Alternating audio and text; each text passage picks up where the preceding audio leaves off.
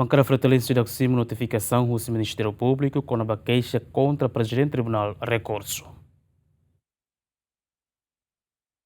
E a semana hirakliuba, Bankada FRETILIN atau Keixa ba Ministério Público, assur Presidente Tribuna Rekursu Afonso Carmona, tambala cumpre acordo tribunal, onde continua presta serviço nessa Presidente Tribuna Rekursu.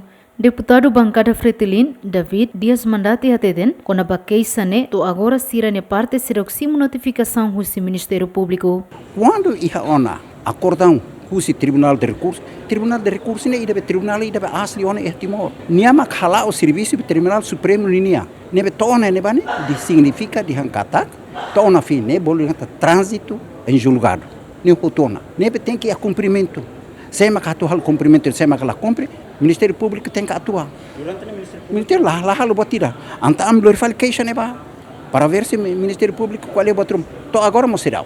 Antes de Tribunal Rekursu declara alteração lei organização judiciária o número hat barra rua Ronulu Resin 5, loron Ronulu Resin walo fulang Abril e artigo 89 Resin A, konaba requisitos nomos critérios sira tu sai Presidente e Tribunal Rekursu ne inconstitucional, tamba contra a Constituição. Além de na sociedade civil, nos juristas sira balong mos considera nomeação Presidente República niamba Presidente Tribunal Rekursu Afonso Carmona inconstitucional, mas be Presidente República hateten acordo Tribunal nian la afeta ba nomeação Presidente e Tribunal Rekursu. A opinião sirani haloron sanu resin ida fulang agosto ne, deputado husi Bankada FRETILIN ho PLP, hatama fale pedido ba Tribunal Rekursu de husu clarificação quando ba nomeação Presidente e Tribunal Rekursu. Mas beto agora Tribunal Rekursu será for resposta ba pedido Bankada FRETILIN. Santina de Jesus, Jacinto Fuca, GMN.